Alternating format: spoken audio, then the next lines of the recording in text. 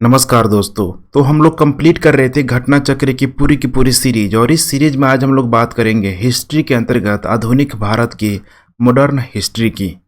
यहाँ पे घटना चक्र की टॉपिक नंबर 4 है, जिसमें गवर्नर, गवर्नर जनरल और वायसराय जितने भी हुए जब तक भारत गुलाम बना रहा, या फिर ईस्ट इंडिया कंपनी से लेके जब तक यहाँ पे भारत पे डायरेक्ट ब्रिटिश संसद का कंट्रोल नहीं हो गया, उस दौरान जितने भी गवर्नर हो गया, गवर्नर जनरल, वायसराय, कौन कौन थे, किसके समय क्या क्या सुधार किया गया, ऐसे बहुत सारी यहाँ पे नीतियाँ जो मौजूद थी, अक्सर एग्जाम में पूछ लिया जाता है।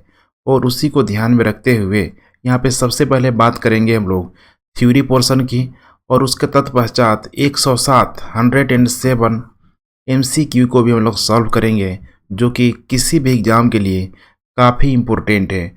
और ये जितने भी 107 क्वेश्चंस हैं, देखिए यहाँ पे किसी न किसी स्टेट PCS और UPSC में ऑलरेडी पूछा गया है। तो इस दृष्टिकोण से यह और मजबूत या फिर और ज़्यादा इम्पोर्टेंट हो जाता है। आइए अब सबसे पहले बात करते हैं हम लोग क्लाइव की। तो क्लाइव काफ़ी इम्पोर्टेंट नाम है। इसके समय में असैनिक तथा सैनिक यहाँ पे दोनों ही कहरा यहाँ पे सुधार हुआ। असैनिक सुधारों के अंतर्गत क्लाइव ने उपहार लेना यहाँ पे बंद करा दिया, तथा निजी व्यापार भी यहाँ पे इसने बंद करा दिया। तो निजी, ठीक है, जो भी कंपनी के अंतर्गत जो भी अधिकारी होते थे, सब यहाँ पे बंद करा दिया। उसने आंतरिक कर देना अनिवार्य बना दिया। सैनिक सुधारों के अंतर्गत क्लाइव ने आज्ञा दी कि दोहरा भत्ता बंद कर दिया जाए, तथा जनवरी 1766 से यह भत्ता केवल उन सैनिकों को ही मिलता था जो बंगाल तथा बिहार की सीमा से बाहर यहाँ पे कार्य करते थे। अपने प्रशासनिक सुधारों के अंतर्गत अब यहाँ पे बात की जा रही है यहाँ पे हेस्टिंग्स की। वारेन हेस्टिंग्स इसका पूरा नाम है। इसने सर्वप्रथम 1772 ईस्वी में कोर्ट ऑफ डायरेक्टर अर्थात COD के आदेशानुसार बंगाल में द्वैध शासन की समाप्ति की घोषणा कर दी। क्योंकि द्वैध शासन, आप लोगों को ध्यान होना चाहिए, बक्सर के युद्ध के पश्चात वहाँ पे दो तरह का जो, ठीक है, शासन प्रणाली होती है। एक दीवानी प्रणाली होती है, दूसरी एक होती है यहाँ पे आपराधिक प्रणाली अर्थात फौजदारी प्रणाली। तो दीवानी प्रणाली को अंग्रेजों ने अपने अंडर कंट्रोल में रखा हुआ था, और फौजदारी प्रणाली को खुद बंगाल का जो भी वहाँ का नवाब होता था या सूबेदार होता था, वो उसके पास होता था। तो यहाँ पे इसकी समाप्ति की घोषणा कर दी, और राजकीय कोषागार का स्थानांतरण मुर्शिदाबाद से यहाँ पे कलकत्ता कर दिया। वारेन हेस्टिंग्स का विचार था कि समस्त भूमि यहाँ पे शासक की है। अब यहाँ पे वही था कि पर्दे के पीछे से नहीं रह के, बल्कि अब डायरेक्ट बंगाल को अपने अंडर कंट्रोल करके शासन किया जाएगा। राजस्व सुधारों को व्यवस्थित करने के लिए उसने परीक्षण और अशुद्धि, ट्रायल एंड एरर के नियम को अपनाया। रेगुलेटिंग एक्ट यहाँ पे आप देख पा रहे हैं 1773, बहुत ही इम्पोर्टेंट एक्ट है। इसके तहत ब्रिटिश संसद के द्वारा बंगाल में पहली बार कॉलेजिस्ट सरकार की यहाँ पे व्यवस्था बन गई। इस सरकार में एक अध्यक्ष तथा 4 सदस्यों का प्रावधान किया गया। अध्यक्ष को गवर्नर जनरल का पद नाम दिया गया। वारेन हेस्टिंग्स को 1774 में बंगाल का प्रथम गवर्नर जनरल यहाँ पे नियुक्त किया गया। आप ध्यान रखिएगा, प्रथम गवर्नर जनरल वारेन हेस्टिंग्स। जन प्रशासन की नींव वारेन हेस्टिंग द्वारा मजबूती से रखी गई थी, जिस पर ऊपरी संरचना कॉर्नवालिस ने तैयार की। लॉर्ड कॉर्नवालिस इसे भी बोला जाता है। कॉर्नवालिस के समय में न्यायिक सुधार हुआ, फौजदारी कानून में सुधार, पुलिस सुधार, कर संबंधी सुधार तथा व्यापारिक सुधारों से जन प्रशासन की नींव पड़ी। 15 जनवरी 1784 को, ये बहुत इंपॉर्टेंट है, यहाँ पे एशियाटिक सोसाइटी ऑफ बंगाल के स्थापना के समय बंगाल का governor general Lord Warren Hastings था। अब यहाँ पे एशियाटिक सोसाइटी ऑफ बंगाल, ठीक है, यहीं पे आप देखेंगे तो आंग्लवादी लोग, प्राच्यवादी, खासकर प्राच्यवादियों का एक गढ़ होता था, ट्रांसलेशन भवन के रूप में मौजूद था। सुरक्षा प्रकोष्ठ या घेरे की नीति से वारेन हेस्टिंग्स तथा विलेजली यहाँ पे संबंधित थे। वारेन हेस्टिंग के अन्यायपूर्ण तथा निरंकुश कार्यों के कारण उस पर महाभियोग का मुकदमा चलाया गया। ठीक है, इंग्लैंड के संसद में, वहीं ब्रिटेन के संसद में चलाया गया। जो 1788 से 1795 ईस्वी तक चलता रहा, किंतु ब्रिटिश संसद ने उसकी सेवाओं को देखते हुए उसे सभी दोषों से यहाँ पे मुक्त कर दिया। रियासतों के प्रति प्रमुख ब्रिटिश नीतियां यहाँ पे निम्नलिखित थी। कुछ यहाँ पे आप ध्यान से देखते चलिए कौन कौन सी नीतियां थी, बहुत इंपॉर्टेंट है। पहला है कंपनी का भारतीय रियासतों से समानता के लिए संघर्ष। काफ़ी लंबा टाइम पीरियड है, 1740 से लेके 1765 ईस्वी के बीच। दूसरा, सुरक्षा प्रकोष्ठ नीति या इसी को घेरे की नीति बोला गया, 1765 से लेकर 1813 ईस्वी के बीच। अब यहाँ पे जितना भी आप टाइम पीरियड आप खासकर ऊपर के देख पा रहे हैं, डायरेक्ट यहाँ पे हस्तक्षेप की नीति के माध्यम से देख पा रहे हैं। दूसरा है अधीनस्थ पार्थक्य की नीति, 1813 से लेकर 1857 ईस्वी के बीच। चौथा है अधीनस्थ संघ की नीति, 1858 से लेकर 1935 ईस्वी के बीच। और पांचवा है बराबर के संघ की नीति, 1935 से लेकर 1947 ईस्वी के यहाँ पे बीच। अब देखिए जो जो नीचे आ रहे हैं, ठीक है, भारतीयों को अधिकार भी दिया जा रहा है, कुछ लचीलता भी बढ़ती जा रही है। नेक्स्ट, दीवानी और फौजदारी कचहरियों के श्रेणीबद्ध संगठन के जरिए न्याय प्रदान करने की एक नई व्यवस्था की नींव अंग्रेजों ने रखी। इस व्यवस्था को वारेन हेस्टिंग्स ने आरंभ किया, मगर कॉर्नवालिस ने इसे और सुदृढ़ बना दिया। यहाँ पे दिया है कलेक्ट्रेट के हाथों में, यहाँ पे जो भी शक्ति थी, ठीक है, कलेक्ट्रेट के हाथों में यहाँ पे केंद्रित कर दी गई। 1787 ईस्वी में जिले के प्रभारी कलेक्टरों को दीवानी अदालतों के दीवानी न्यायाधीश भी नियुक्त कर दिया गया तथा इसके अतिरिक्त इन्हें फौजदारी शक्तियाँ और सीमित मामलों में फौजदारी न्याय करने का भी अधिकार दे दिया गया। अब जो भी यहाँ पे, ठीक है, डिस्ट्रिक्ट मजिस्ट्रेट डीएम की बात की जा रही है। 1790 से 92 ईस्वी के बीच भारतीय न्यायाधीशों से युक्त जिला फौजदारी अदालतों को यहाँ पे समाप्त कर उसके स्थान पर 4 भ्रमण करने वाले, ध्यान रखिएगा, पोर्टेबल, ठीक है, यहाँ पे न्यायिक प्रक्रिया न्यायालय 3 बंगाल हेतु एवं 1 बिहार के लिए उस समय नियुक्त किया गया। बड़ा क्षेत्र था उस समय, अभी तक बंगाल विभाजन नहीं हुआ था। इन अदालतों की अध्यक्षता यूरोपीय शक्ति द्वारा भारतीय काजी एवं मुफ्ती के सहयोग से की जाती थी। लॉर्ड कॉर्नवालिस ने कानून की विशिष्टता का नियम, जो इससे पूर्व नहीं था, यही भारत में लागू किया गया। कॉर्नवालिस ने अपने न्यायिक सुधारों को 1793 ईस्वी तक अंतिम रूप देकर उन्हें कॉर्नवालिस संहिता के रूप में यहाँ पे प्रस्तुत किया। वर्ल्ड हिस्ट्री आप लोगों ने पढ़ा होगा तो नेपोलियन संहिता के, नेपोलियन कोड के नाम से भी जाना गया, उसके सुधारों को लेके। तो यहाँ पे भी उसी तरीके से कॉर्नवालिस की बात की जा रही है। यह सुधार प्रसिद्ध सिद्धांत शक्तियों के पृथक्करण पर आधारित था। इसके तहत उसने कर तथा न्याय प्रशासन को पृथक कर दिया। कलेक्ट्रेट की न्यायिक तथा फौजदारी शक्तियां ले ली गई तथा उसके पास केवल कर संबंधी शक्तियां ही रह गई। जिला दीवानी न्यायालयों में कार्य के लिए नए अधिकारियों की एक श्रेणी बनाई गई। जिला न्यायाधीशों को फौजदारी तथा पुलिस के कार्य भी यहाँ पे किए गए। भारत की प्रसंग विद्याबद्ध सिविल सेवा या लोक सेवा का कार्य प्रारंभ कॉर्नवालिस के द्वारा ही यहाँ पे किया गया। अभी जो, ठीक है, जितने भी लोग यूपीएससी की तैयारी कर रहे हैं उस समय देखिए यहाँ पे किया जा रहा है कि लोक सेवा का प्रारंभ वो कॉर्नवालिस का, ठीक है, उसको जनक माना जाता है। लॉर्ड कॉर्नवालिस 1786 से लेकर 1793 तक एवं 30 जुलाई 1805 से लेकर 5 अक्टूबर 1805 तक बंगाल का गवर्नर जनरल रहा। इसकी मृत्यु 5 अक्टूबर 1805 को गाजीपुर, यही पूर्वांचल वाला क्षेत्र है, उत्तर प्रदेश में हुआ। यहीं पर इसकी कब्र स्थित है।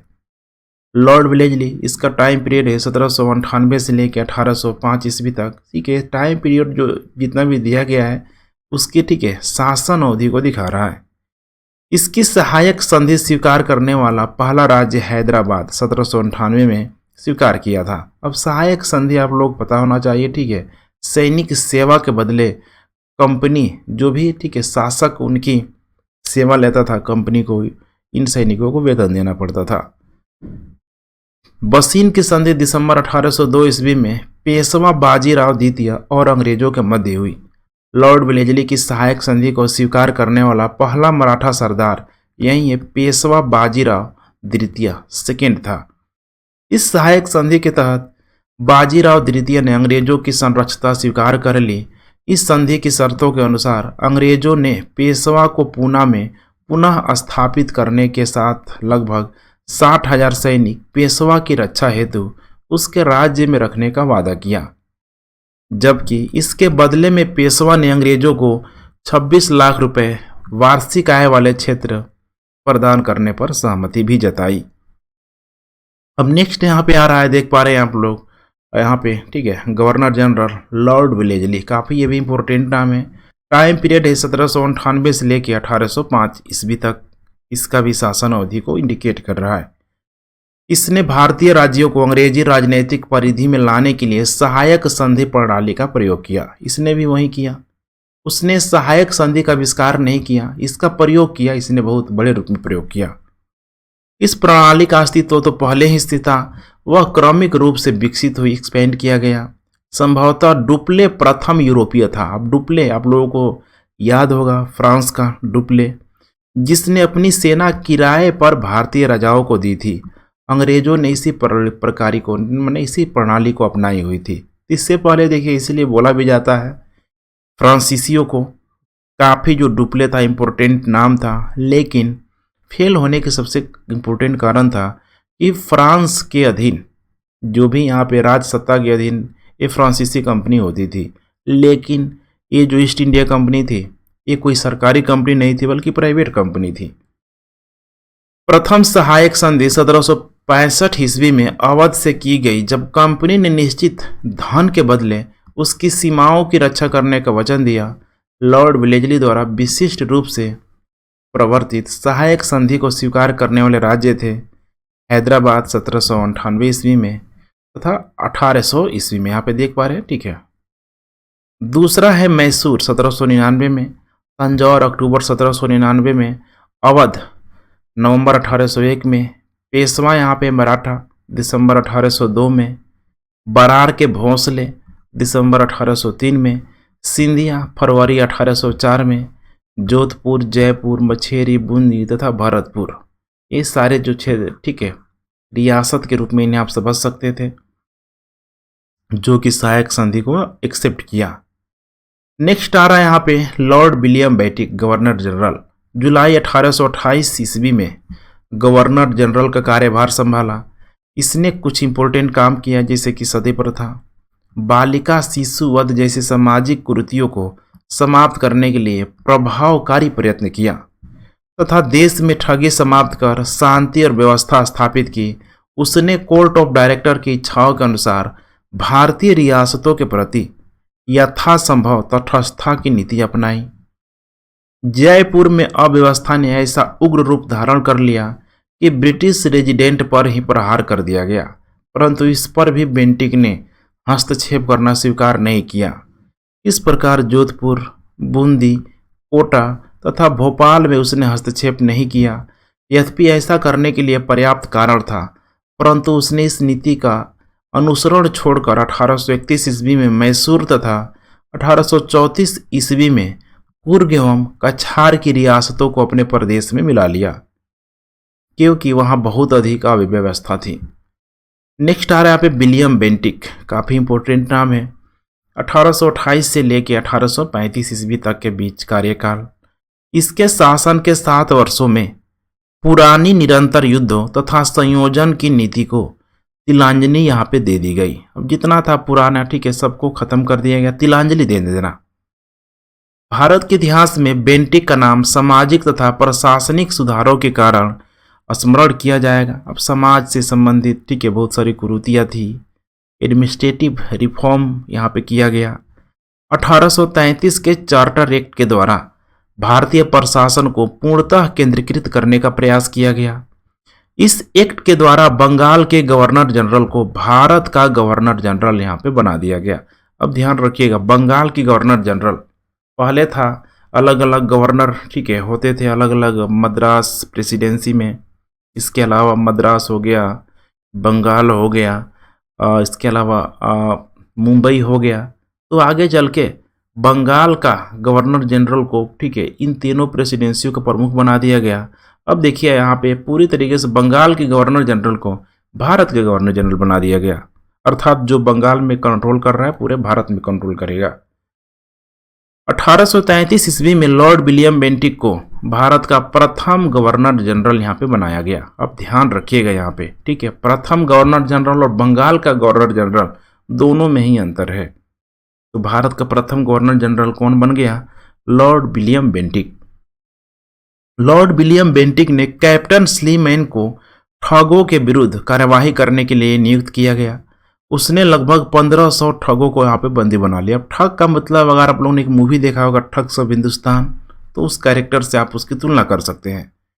अनेक ठगों को फांसी दी गई, शेष को आजीवन निर्वासित कर दिया गया। 1837 ईस्वी के पश्चात संगठित रूप से ठगों का यहाँ पे अंत हो गया। अब नेक्स्ट देखिए, काफी यहाँ पे लंबा जंप किया जा रहा है। 1789 की घोषणा के द्वारा बंगाल से दासों का निर्यात यहाँ पे बंद कर दिया गया। 1811 ईस्वी एवं 1823 ईस्वी में दासों के संबंध में कानून बनाए गए।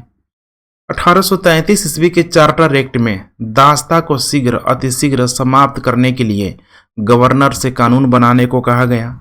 1843 ईस्वी में समस्त ब्रिटिश भारत से दासता को यहाँ पे अवैध घोषित कर दिया गया। 1860 ईस्वी में भारतीय दंड संहिता के अंतर्गत दासता को अपराध घोषित कर दिया गया।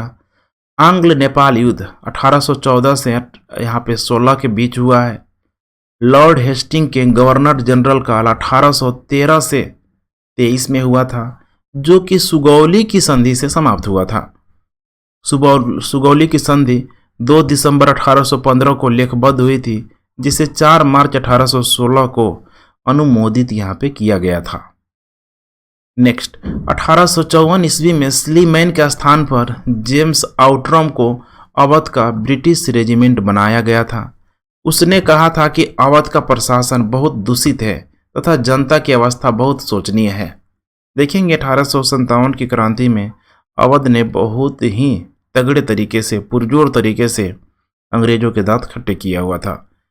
आउटरम की रिपोर्ट को ही फरवरी 1856 ईस्वी में अवध के अधिग्रहण का आधार बनाया गया था कि अब सैनिक सहायता के बदले, चूंकि अवध में बहुत अधिक कर्ज यहाँ पे लद चुका था अंग्रेजों का, तो अब अंग्रेज मानने के लिए तैयार नहीं हुआ। कोई न कोई यहाँ पे, ठीक है, एक्सक्लूसिव एक्सक्यूज चाहिए था, वो यहाँ पे कारण मिल गया।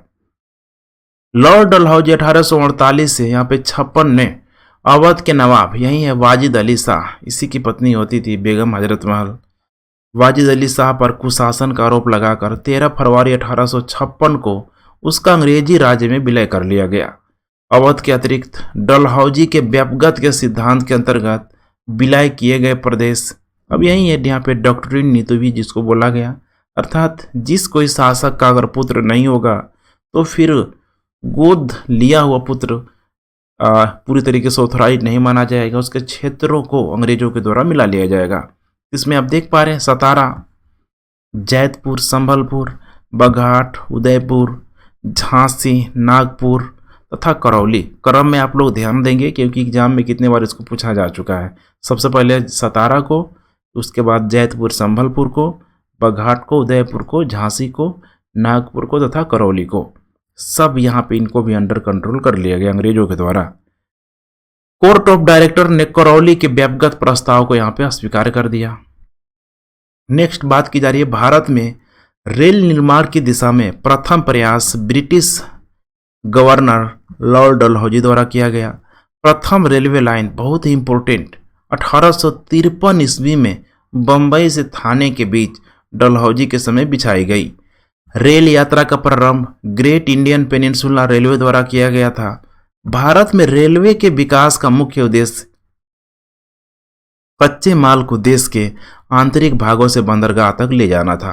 अब यहाँ पे ऑब्जेक्टिव में दे देगा तो बहुत सारा स्टूडेंट को लगता है कि रेल है तो वर्तमान के संदर्भ में लोग सोचने लगते हैं, बल्कि इसको वर्तमान के संदर्भ में सोचिए, लेकिन सिर्फ और सिर्फ यहाँ पे माल को लेकर सोचिए कि रेलवे आज वर्तमान में माल ढुलाई एक बहुत बड़ा कारण है, बहुत बड़ा रेवेन्यू जो जनरेट होता है गवर्नमेंट के पास जाता है। उसी प्रकार यहाँ पे अंग्रेजों के द्वारा जो भी रेल बनाया गया, ना कि भारतीयों की सुविधा के लिए, बल्कि जितना भी रॉ मटेरियल है इस रेलवे से देश के कोने कोने तक लगा दिया गया और यहाँ से कच्चे माल को उठा के बंदरगाहों से सीधे ठीक है ब्रिटेन भेजा गया और वहाँ से तैयार मालों को सीधे यहाँ के बंदरगाहों में लाया गया और फिर उन्हीं रेलों के माध्यम से छोटी बड़ी बाजारों के बीच यहाँ पे तैयार वस्तुओं को पहुँचाया गया। इसका दूसरा उद्देश्य सेना को दूर दराज के क्षेत्रों तक पहुँचाना भी था ताकि ब्रिटिश शासकों के प्रति होने वाली किसी भी विद्रोह को सरलता से कुचला जा सके। रेलवे का सर्वाधिक विस्तार 1900 ईस्वी के आसपास लॉर्ड कर्जन के समय हुआ था। ब्रिटिश भारतीय राज्य क्षेत्र का अंतिम प्रमुख विस्तार लॉर्ड डफरिन, बहुत इंपॉर्टेंट नाम है, लॉर्ड डफरिन के समय हुआ था जब 1885 ईस्वी में तृतीय आंग्ल बर्मा युद्ध के बाद 1 जनवरी 1886 को बर्मा को ब्रिटिश भारत में मिला लिया गया। डलहौजी से पूर्व सार्वजनिक निर्माण का कार्य एक सैनिक बोर्ड पर था। इस कार्यकाल में पहली बार एक अलग सार्वजनिक निर्माण विभाग बनाया गया और सार्वजनिक उपयोग के कार्य के लिए बहुत सा धन व्यय किया जाने लगा। ईश्वरचंद विद्यासागर के अथक प्रयासों के फलस्वरूप लॉर्ड कैनिंग के समय विधवा पुनर्विवाह अधिनियम 1856 ईस्वी में पारित हुआ। इस अधिनियम के नियम यहाँ पे 15 के तहत विधवा विवाह को वैध मान लिया गया और उस विवाह से उत्पन्न हुए बालक को वैध घोषित कर दिया गया। क्योंकि देखिए यहाँ पे ये जो बालक वैध घोषित किया गया और हर जगह आपको देखने के लिए नहीं मिलेगा, लेकिन इसमें दिया हुआ है कि सिर्फ और सिर्फ विधवा विवाह ही नहीं बल्कि उससे उत्पन्न हुए जो बालक है उसको संपत्ति में अधिकार दिया गया। विधवाओं के कल्याण से जुड़े अन्य नेता थे पश्चिमी भारत में विष्णु शास्त्री और घोंदो केशव कर्वे। घोंदो केशव कर्वे ने 1899 ईस्वी में पूना में विधवा आश्रम की स्थापना की। 1857 ईस्वी की महान क्रांति का सबसे महत्वपूर्ण परिणाम था महारानी की यहाँ पे उद्घोषणा। यह उद्घोषणा 1 नवंबर 1858 को इलाहाबाद में हुए दरबार में लॉर्ड कैनिंग द्वारा उद्घोषित किया गया। तो 1857 की क्रांति के बाद से कंपनी नहीं रहा। 1858 में कंपनी की पूरा जो कंट्रोल है ब्रिटिश ठीक है संसद के अंतर्गत चला गया। इसमें ईस्ट इंडिया कंपनी के शासन की समाप्ति और भारत के शासन को सीधे ब्रिटिश शाही ताज के अंतर्गत लिए जाने की घोषणा कर दी गई। इसके तहत लॉर्ड कैनिंग ब्रिटिश भारत का प्रथम वायसराय बना। आप ध्यान रखिएगा, लॉर्ड कैनिंग अंतिम गवर्नर जनरल भी था और प्रथम वायसराय भी था। महारानी विक्टोरिया को भारत की सामग्री 1877 में नियुक्त किया गया। जनवरी 1877 ईस्वी में आयोजित किया गया यहीं पे दिल्ली दरबार। इन्हें कैसर हिंद की उपाधि प्रदान की गई। अंग्रेजों को भी लग गया कि दिल्ली में कंट्रोल करने का मतलब है कि पूरे भारत में कंट्रोल करना। प्रथम आंग्ल अफगान युद्ध 1839 से 1842 ईस्वी के मध्य हुआ था। इस दौरान भारत के गवर्नर जनरल ऑकलैंड थे। लॉर्ड लिटन के समय द्वितीय आंग्ल अफगान युद्ध 1878 से 1880 में हुआ था। 1843 के एक्ट यहाँ पे 5 के द्वारा भारत में तत्कालीन गवर्नर जनरल लॉर्ड एलेन बरो ने दास प्रथा का उन्मूलन किया। इसके काल 1842 से 1844 के यहाँ पे बीच है। इसके दौरान अगस्त 1843 ईस्वी में सिंध को पूर्ण रूप से ब्रिटिश साम्राज्य में मिला लिया गया। चतुराईपूर्ण निष्क्रियता या कुशल अकर्मण्यता की नीति माने ठीक है आंग्ल अफगान संबंधों के संदर्भ में लॉर्ड एलेनबरो के काल से प्रारंभ होकर लॉर्ड नॉर्थ ब्रूक के काल तक चलती रही। इस काल को कुशल अकर्मण्यता की नीति का काल कहा जाता है। इस नीति को प्रायः जॉन लॉरेंस के नाम से विशिष्ट रूप से संबंधित किया जाता है क्योंकि उसके वायसराय काल में इस नीति का अनुसरण करने का स्पष्ट अवसर मिला। इस नीति की रूपरेखा स्पष्ट रूप से निश्चित कर दी गई। कुशल अकर्मण्यता शब्द का JWS वायली ने एडिनबरा रिव्यू के एक लेख में प्रयोग किया था। ये नाम में आप लोग ध्यान रखिएगा, ठीक है। मास्टरली इनएक्टिविटी बोला गया। भारत में अंग्रेजों के समय में प्रथम जनगणना लॉर्ड मेयो 1869 से 72 ईस्वी के काल में 1872 ईस्वी में प्रारंभ हुआ, किंतु लॉर्ड रिपन के काल में नियमित जनगणना 1881 ईस्वी में शुरू हो गई। अब यही है 10-10 साल के अंतराल में सेंसस शुरू हो गया। लॉर्ड मेयो की हत्या अंडमान निकोबार द्वीप समूह के भ्रमण के दौरान शेर अली अफरीदी नामक एक कैदी द्वारा की गई। मेयो प्रथम गवर्नर जनरल था जिसकी हत्या उसके कार्यकाल में की गई। अब ये भी इंपॉर्टेंट है, मेयो प्रथम। 1876 ईस्वी में लिटन के वायसराय बनकर आने पर अफगानिस्तान के प्रति अपनाई गई नीति में परिवर्तन आया। कुशल अकर्मण्यता की नीति के स्थान पर अग्रगामी नीति का अनुसरण होने लगा। मेजर सेंडमैन की बलूचिस्तान में गवर्नर जनरल के एजेंट के रूप में नियुक्त के साथ ही बलूचिस्तान में हस्तक्षेप न करने के स्थान पर हस्तक्षेप करने की यहाँ पे नीति अपना दी गई। बलूचिस्तान है, ध्यान रखिएगा, पाकिस्तान के क्षेत्रों में। नेक्स्ट, वर्नाकुलर प्रेस एक्ट, यही है, ठीक है, प्रेस की आज़ादी को पूरी तरीके से एकदम कंट्रोल कर देना। भारतीय भाषा समाचार पत्र अधिनियम 1878 ईस्वी में लॉर्ड लिटन के काल में पारित किया गया। इस अधिनियम को मुंह बंद करने वाला अधिनियम भी कहा गया, अर्थात यहाँ पे फिल्ट्रेशन लगा देना। अर्सकिन पेरी ने इस अधिनियम को विपरीतगामी और असंगत तथा भारत की भावी प्रगति के लिए यहाँ पे घातक पग बनाया। सोचिए, आज का डिजिटलाइजेशन जमाना है, अलग अलग रिसोर्स से न्यूज के लिए, लेकिन उस समय सबसे जो इम्पोर्टेंट जो होता था अखबार ही होता था, और उसमें भी अगर फिल्टर लगा दिया जाए तो फिर जो वास्तविक सच्चाई है वो लोगों तक पहुंच नहीं पाएगी। श्री एस.एन. बनर्जी ने इसे आकाश से वज्रपात कहा। सर पीसी इल्बर्ट वायसराय की परिषद के विधि सदस्य थे। उन्होंने 2 फरवरी 1883 को विधान परिषद में एक विधेयक प्रस्तुत किया जिसे इल्बर्ट बिल की संज्ञा दी गई। इस विधेयक का उद्देश्य था जाति भेद पर आधारित सभी न्यायिक अयोग्यताएं तुरंत समाप्त कर दी जाए तथा भारतीय तथा यूरोपीय न्यायाधीशों की शक्ति यहाँ पे समान कर दी जाए। अब देखिए, इल्बर्ट बिल, इसको भी अंग्रेजों ने नहीं माना होगा। जैसे ही यह विधेयक प्रस्तुत किया गया, एक बवंडर खड़ा हो गया। यूरोपीय लोगों ने इसे अपने विशेष अधिकारों पर कुठाराघात बताया। अब देखिए, है तो समानता के लिए, लेकिन अब इस समानता से भी ऊपर विशेष अधिकार को रखा गया यूरोपियों के द्वारा कि भारतीय भाई हमारे समान नहीं है, हम विशेष अधिकारों से लैस हैं। तो भाई सब पे एक जैसा, ठीक है, कानून कैसे बनाया जा सकता है। लॉर्ड रिपन को ब्रिटिश भारत के वायसराय में सबसे अधिक उदारवादी माना जाता है। उन्होंने 100 या उससे अधिक कार्यरत मजदूरों वाली फैक्ट्रियों में काम करने वाली महिलाओं तथा बच्चों के संबंध में कुछ उदारवादी नियम बनाए, जिन्हें प्रथम फैक्ट्री अधिनियम 1881 के नाम से जाना जाता है।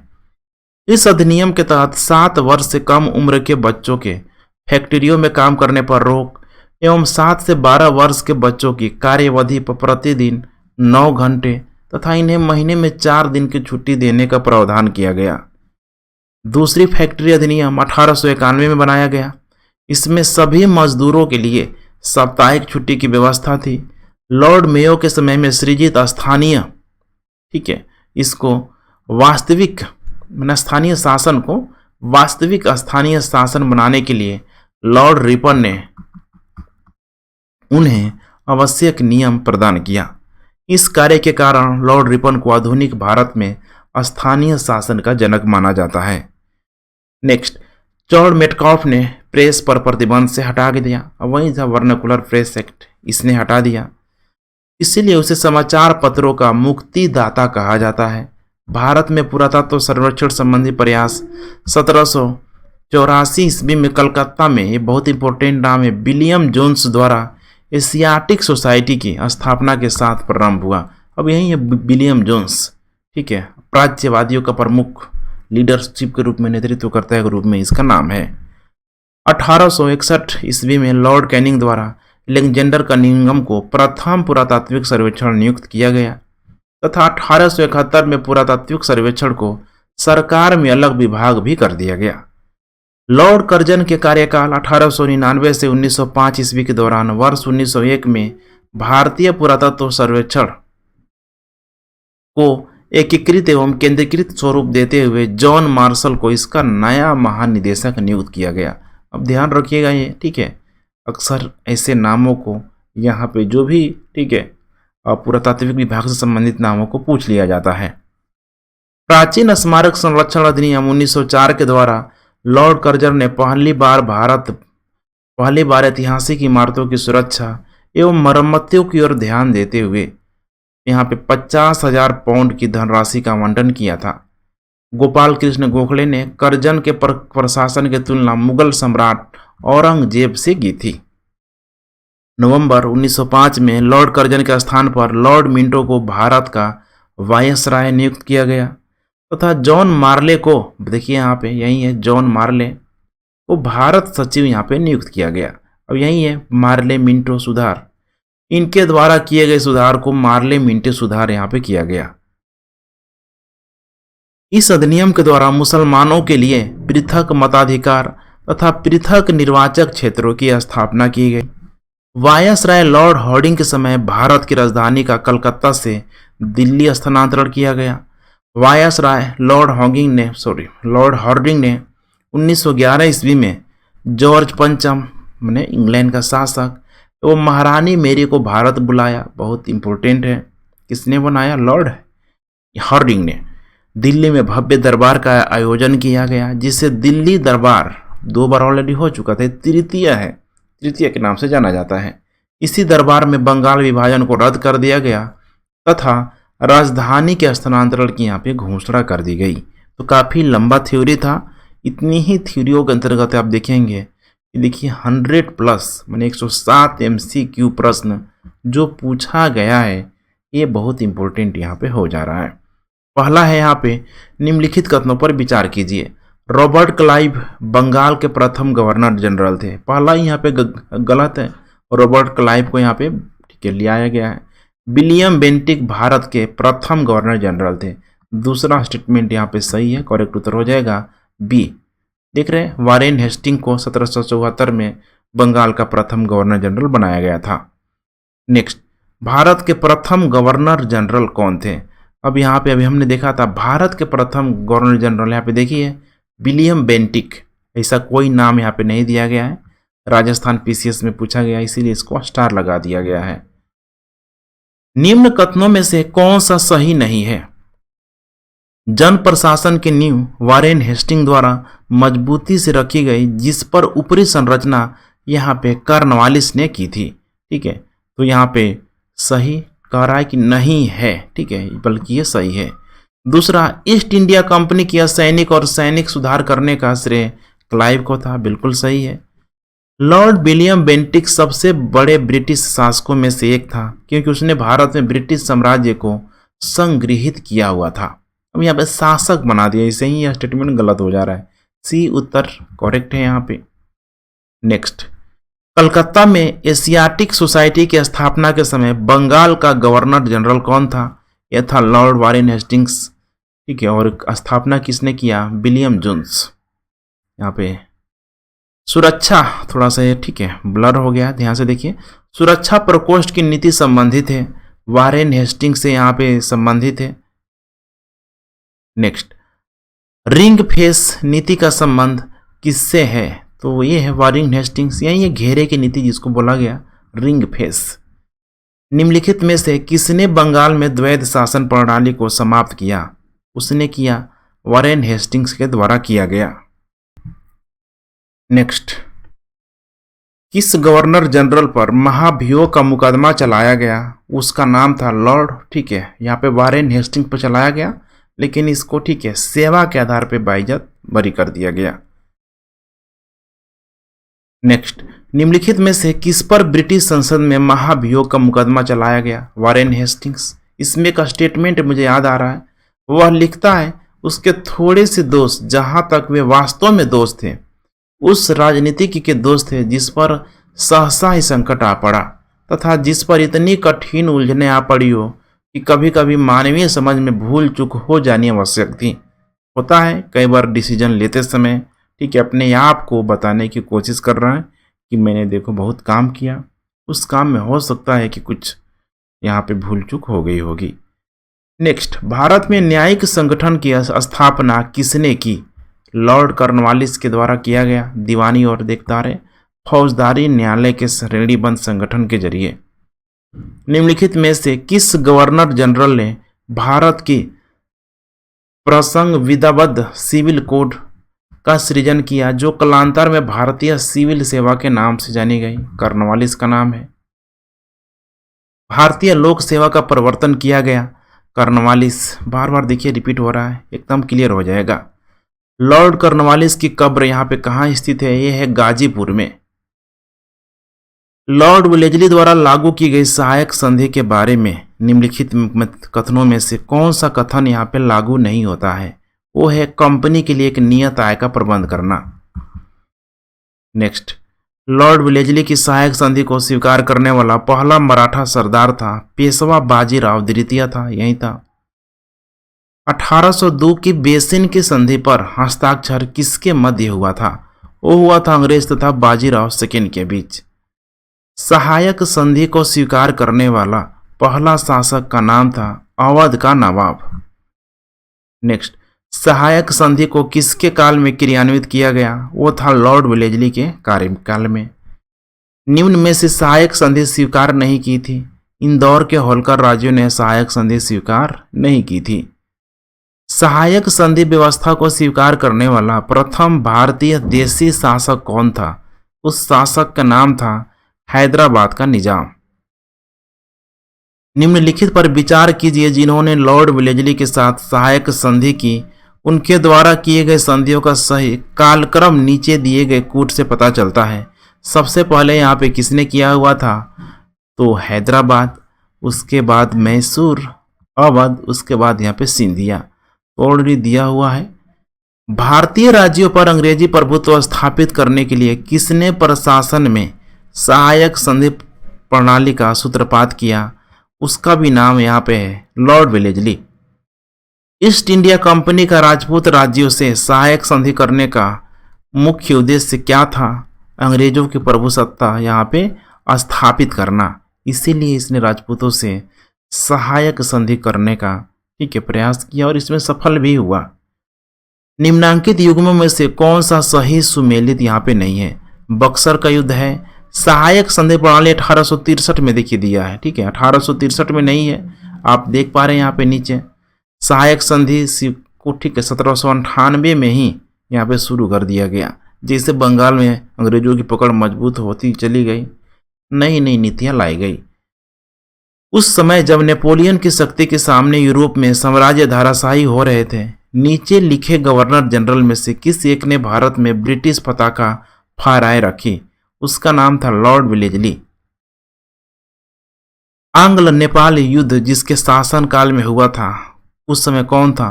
लॉर्ड हेस्टिंग्स था। सुगौली की संधि, ये बहुत चर्चा में रहा, करेंट अफेयर का भी पार्ट है। 1815 ईस्वी में, खासकर भारत और नेपाल सीमा विवाद को लेके। निम्नलिखित में से कौन सा युग में सही सुमेलित नहीं है? हेक्टर मुनरो था, बक्सर का युद्ध, लॉर्ड हेस्टिंग आंग्ल नेपाल युद्ध, लॉर्ड वेलेस्ली चतुर्थ आंग्ल मैसूर युद्ध, लॉर्ड कर्नवालिस से यहाँ पे देखिए तृतीय आंग्ल मराठा युद्ध यहाँ पे दिखाया गया है, जबकि यहाँ पे ध्यान रखिएगा, ठीक है, तृतीय जो आंग्ल मराठा युद्ध लॉर्ड हेस्टिंग के समय में हुआ, न कि लॉर्ड कर्नवालिस के समय। तृतीय आंग्ल मराठा युद्ध संबंधित है, लॉर्ड हेस्टिंग से संबंधित है। सर टॉमस मुनरो किन वर्षों में मद्रास के गवर्नर रहा? 1820 से 1827 ईस्वी के बीच मद्रास का गवर्नर रहा। तथाकथित कुशासन के आधार पर किस गवर्नर जनरल ने मैसूर राज्य के प्रशासन को ले लिया? उसका नाम था लॉर्ड विलियम बेंटिक ने। निम्नलिखित बंगाल के गवर्नर जनरलों में कौन सी एक तृतीय आंग्ल मैसूर युद्ध से संबंधित है? उसका नाम है लॉर्ड कॉर्नवालिस। यहाँ पे कह रहा है कि इसके ठगों के दमन में निम्नलिखित में से कौन संबंध था? कैप्टन स्लीमैन, बहुत इंपॉर्टेंट नाम है कैप्टन स्लीमैन। देखिए हिंदू मुस्लिम दोनों धर्मों के यहाँ पे ठग अनुयायी होते थे। ठगों का उन्मूलन किसके नेतृत्व में हुआ था? यह था कैप्टन स्लीमैन, बहुत इंपॉर्टेंट नाम है। सती प्रथा पर पाबंदी किसने लगाई थी? उसका नाम था विलियम बेंटिक। देखिए कितना बार पूछा जा चुका है। इसमें था राजा राम भारत के, ठीक है, इनके प्रयासों के फलस्वरूप क्योंकि एक ऑथराइज्ड घोषणा करना था, उसमें इंपॉर्टेंट नाम है विलियम बेंटिक का। विलियम बेंटिक के द्वारा सती प्रथा कब खत्म किया गया? तो 1829 में। इनमें से किस वर्ष बंगाल के दासों के निर्यात को रोक दिया गया? वो टाइम पीरियड है 1789 ईस्वी की घोषणा द्वारा यहाँ पे बंद कर दिया गया। लॉर्ड डलहौजी द्वारा अवध का अंग्रेजी राज्य में विलय निम्न में से किस रीति से हुआ था? उस रीति का नाम था कुप्रशासन के कारण। नेक्स्ट, लॉर्ड डलहौजी ने, ठीक है, या सॉरी ये एक्सप्लेनेशन है, वाजिद अली शाह पर, ठीक है, कुशासन का आरोप लगा के किया हुआ था। बगहात रियासत का ब्रिटिश में विलय कब हुआ था? 1850 ईस्वी में हुआ था। ब्रिटिश साम्राज्य में अवध का विलयन हुआ था 1856 ईस्वी में।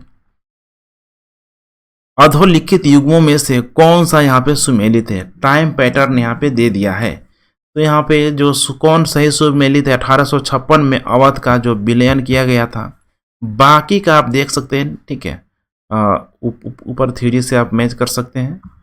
डिफरेंट टाइम पीरियड है। निम्नलिखित में से किसने विलय की नीति नियोजन एवं क्रियान्वित की? उसका नाम था डलहौजी।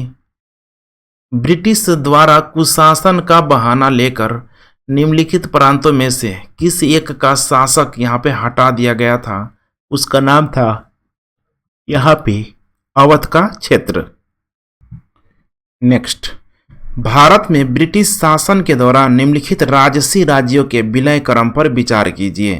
पहला हो जाएगा सतारा, उसके बाद संबलपुर और यहाँ पे हो जाएगा झांसी। लॉर्ड डलहौजी की विलय नीति का प्रथम शिकार निम्नलिखित में से कौन हुआ था? वो हुआ था भैया सतारा।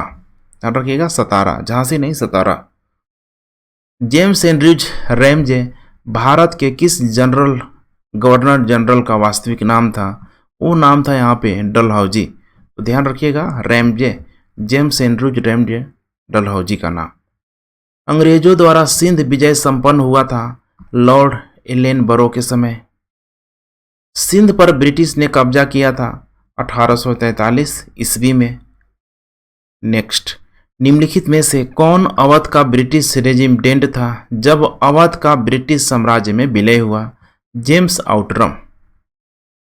भारत में प्रथम रेलवे लाइन किस ब्रिटिश गवर्नर के समय बिछाई गई थी? उसका नाम था लॉर्ड डलहौजी। भारत में प्रथम रेल लाइन का निर्माण किन नगरों के बीच हुआ था? बम्बई और ठाणे के बीच हुआ था। भारत में पहली रेलवे लाइन कब शुरू हुई थी? 1853 में शुरू हुई थी। किस कंपनी ने सर्वप्रथम भारत में रेल यात्रा प्रारंभ की? उसका नाम था ग्रेट इंडियन पेनिनसुला रेलवे। देखिए, सर्वप्रथम वही मुंबई से ठाणे के बीच। ब्रिटिश भारतीय राज्य क्षेत्र का अंतिम प्रमुख विस्तार हुआ किसके समय? डफरिन के समय। 1885 ईस्वी में, देख पा रहे हैं, सब हुआ था। पब्लिक वर्क डिपार्टमेंट को 1845 से 1855 के दौरान स्वरूप देने वाले थे, कौन थे? लॉर्ड डलहौजी। विधवा पुनर्विवाह अधिनियम किसके शासन में क्रियान्वित किया गया? लॉर्ड कैनिंग के समय क्रियान्वित किया गया। 1 नवंबर 1858 को महारानी विक्टोरिया का घोषणा पत्र इलाहाबाद में पढ़कर सुनाया गया था लॉर्ड कैनिंग के द्वारा। निम्न में से कौन एक भारत का प्रथम वायसराय था? उसका नाम है लॉर्ड कैनिंग। 1 नवंबर 1858 को महारानी विक्टोरिया का घोषणा पत्र पढ़कर सुनाया था लॉर्ड कैनिंग ने, इलाहाबाद में सुनाया हुआ था। उसके बाद से दिल्ली दरबार आयोजित किया गया। अपने पुत्र के स्थान पर दूसरे उत्तराधिकारी को गोद लेने के अधिकार को पुनः स्थापित किया था 1858 की सामगरी की घोषणा ने किया हुआ था कि अब, ठीक है, जो भी गोद निषेध प्रथा को खत्म किया जाता है। महारानी विक्टोरिया को भारत की सामगरी नियुक्त किया गया था 1877 में। निम्नलिखित में से किस गवर्नर जनरल ने भारत में दास प्रथा को समाप्त किया था? उसका नाम था लॉर्ड एलेनबरो के द्वारा। निम्न युग्मों में कौन सा एक सही सुमेलित है? ठीक है, तो लॉर्ड कॉर्नवालिस है। इसी ने अस्थाई बंदोबस्त की यहाँ पे नींव रखी थी, स्थापना किया हुआ था। अस्थाई बंदोबस्त, परमानेंट सेटलमेंट, कंपनी और, ठीक है, जमींदारों के बीच। निम्नलिखित में यहाँ पे किसका सुमेल यहाँ पे नहीं है? ये है यहाँ पे लॉर्ड कैनिंग। उच्चतम निष्क्रियता, यहाँ पे देख पा रहे हैं सब दिया हुआ है। अस्थाई बंदोबस्त किसके शासन में लाया गया?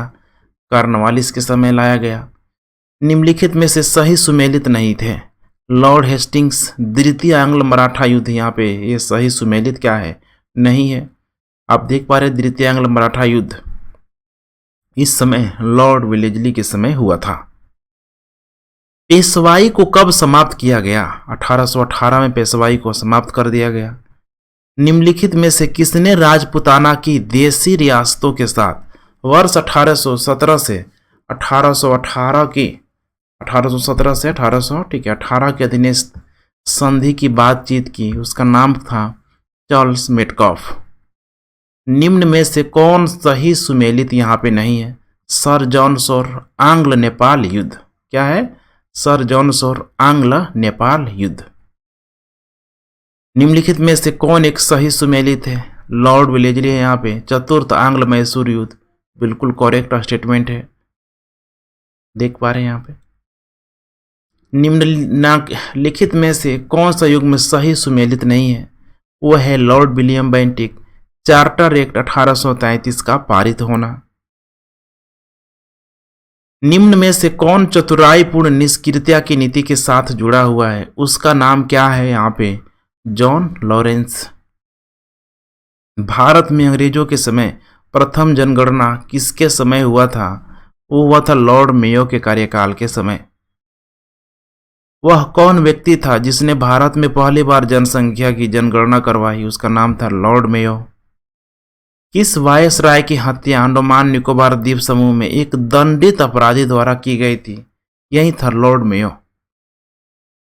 किस वायसराय की हत्या उसके कार्यकाल में की गई? लॉर्ड मेयो के समय। अफगानिस्तान के प्रति एक जोश भरी अग्र फॉरवर्ड नीति का अनुसरण करने वाला गवर्नर जनरल कौन था? उसका नाम था लिटन। ठीक है, लिटन एवं कर्जन दो अलग अलग नाम है। अफगानिस्तान के प्रति आक्रामक नीति किस वायसराय ने अपनाई हुई थी? उसका नाम है लॉर्ड लिटन। कौन भारत का वायसराय सबसे दीर्घ काल तक रहा? नाम है लॉर्ड कर्जन। भारत में स्थानीय स्वायत्त शासी ठीक है संस्थाएं 1882 ईस्वी में सशक्त की गई थी लॉर्ड रिपन के द्वारा। नेक्स्ट, भारत में स्थानीय स्वशासन को किसने प्रोत्साहित किया था? लॉर्ड रिपन ने किया हुआ था। इल्बर्ट बिल विवाद किससे संबंधित था? इल्बर्ट बिल विवाद ठीक है समाचार पत्रों और पत्रिकाओं पर प्रतिबंध लागू किया जाना था। सॉरी, यहाँ पे इल्बर्ट है यहाँ पे, ठीक है, ये थोड़ा सा मिस्टेक हो गया। इल्बर्ट बिल विवाद यहाँ पे कानूनी संबंधी ठीक है, जो भी यहाँ पे न्यायाधीशों पर लगाई गई अयोग्यता को यहाँ पे हटाया जाना था, इसलिए करेक्ट उत्तर हो जाएगा यहाँ पे सी। ठीक है, ये यहाँ पे वर्नाकुलर प्रेस एक्ट का उत्तर मैंने बता दिया था कितने बार। ठीक है, मस्तिष्क में कुछ और चलता है तो ऐसा होता है। नेक्स्ट, किसकी पदावधि में महिलाओं तथा बच्चों की कार्यवधि के घंटों को सीमित करने तथा स्थानीय शासन को आवश्यक नियम बनाने के लिए प्राधिकृत करने के लिए प्रथम फैक्ट्री अधिनियम का अधिग्रहण किया गया? किसके समय किया गया? लॉर्ड रिपन के समय किया गया। नेक्स्ट, निम्नलिखित कथनों पर विचार कीजिए। आइए विचार करते हैं। फैक्ट्री एक्ट 1881 में औद्योगिक कामगारों की मजदूरी नियत करने के लिए कामगारों को मजदूर संघ बनाने की दृष्टि से पारित किया गया था। अब देखिए यहाँ पे 1881 में अंग्रेजों के समय अगर ये हो रहा है तो इसका स्टेटमेंट क्या हो जाएगा? गलत हो जाएगा।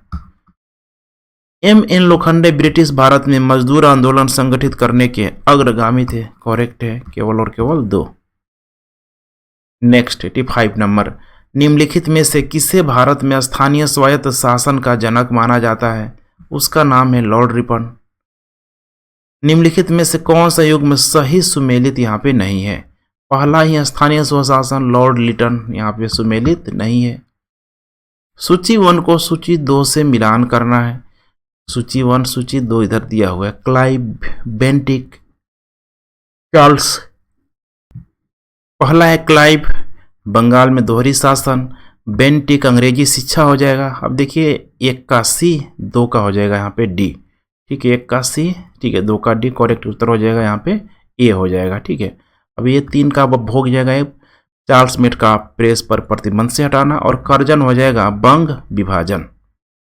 नेक्स्ट, सूची 1 को सूची 2 से यहाँ पे मिलान करना है। यहाँ पे भी वही है, लॉर्ड डलहौजी दिया है, विलियम बेंटिक है, लॉर्ड रिपन है, लॉर्ड कर्जन है। तो लॉर्ड विलियम बेंटिक सती प्रथा का निरोध बहुत इंपॉर्टेंट है। दूसरा का हो जाएगा यहाँ पे ए। देखिए दूसरा का है, इसमें ऑप्शन यहाँ पे पहला ही करेक्ट है। उसके बाद से और भी मैच कर लेते हैं। ए यहाँ पे दिया हुआ, पहला का डी, लॉर्ड डलहौजी व्यवगत का, ठीक है, सिद्धांत है। नेक्स्ट, निम्नलिखित में से कौन सी जोड़ी गवर्नर जनरल और घटना यहाँ पे सुमेलित है? तो कौन सी जोड़ी सुमेलित है? लॉर्ड एलनब्रो, इसी के समय सिंध का विजय किया गया। भारतीय पुरातत्व सर्वेक्षण की स्थापना किसके काल में हुई थी? लॉर्ड कर्जन के काल में हुआ था। भारतीय पुरातत्व सर्वेक्षण की स्थापना हुई थी लॉर्ड कर्जन के काल में। निम्नलिखित में से किसने पुरातत्व सर्वेक्षण विभाग की स्थापना की थी? यहाँ पे ठीक है, देखिए पीसीएस में पूछा गया, स्टार मार्क किया गया है।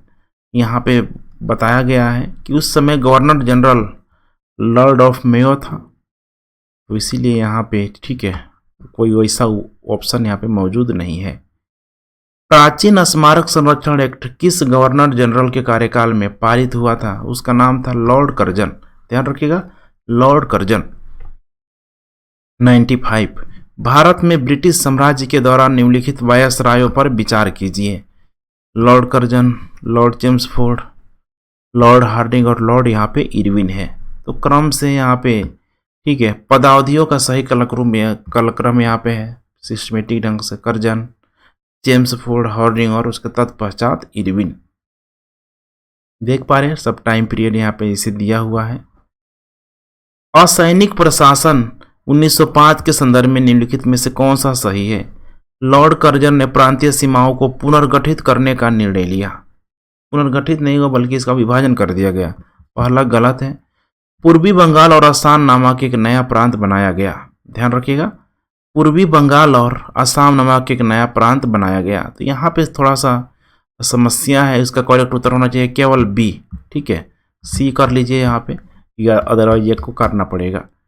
नेक्स्ट, फूट डालो और राज्य करो की रणनीति अपनाई थी, कर्जन के द्वारा अपनाया गया था। इसके साथ साथ लॉर्ड मिंटो के द्वारा भी अपनाया गया था, क्योंकि मार्ले मिंटो आप लोगों को याद होगा। मुझे विश्वास है कि कांग्रेस अपने विनाश की तरफ जा रही है और मेरी यह बड़ी इच्छा भारत में रहते होगी कि इससे शांतिप्रिय निधन के लिए इसका सहायक बनूं। यह किसने लिखा? बीपीएससी प्री 2016 में पूछा गया है, लॉर्ड कर्जन ने इसको लिखा। इनमें से किस गवर्नर जनरल ने सबसे पहले पृथक निर्वाचक मंडल की व्यवस्था मुसलमानों को जीतने व उन्हें कांग्रेस के विरुद्ध करने के लिए इस्तेमाल किया था? लॉर्ड मिंटो ने किया हुआ था 1909 में। निम्नलिखित में से कौन भारत का एकमात्र यहूदी वायसराय था जिसका नाम था लॉर्ड रीडिंग? ध्यान रखिएगा, लॉर्ड रीडिंग। निम्नलिखित युग्मों में से कौन सा एक सही सुमेलित नहीं है? वो हो जाएगा वर्नाकुलर प्रेस एक्ट। इसके समय कर्जन नहीं था, वर्नाकुलर प्रेस एक्ट, ठीक है, इसके समय था लॉर्ड लीटन। ध्यान रखिएगा, लॉर्ड लीटन। निम्नलिखित में से कौन सा एक युग्म सही सुमेलित यहाँ पे नहीं है? ठीक है, कौन यहाँ पे सही सुमेलित नहीं है? वर्नाकुलर प्रेस एक्ट यहाँ पे कर्जन के समय यहाँ पे दिया है, जबकि ठीक है गलत हो जाएगा। ब्रिटिश भारत की राजधानी का कलकत्ता से दिल्ली, कहाँ से? कलकत्ता से दिल्ली स्थानांतरण किसके काल में क्रियान्वित हुआ था? वो हुआ था लॉर्ड हार्डिंग के समय। सही जोड़े बनाइए, यहाँ पे बनाना है, चाहिए थोड़ा सा मैचिंग करके देखते हैं।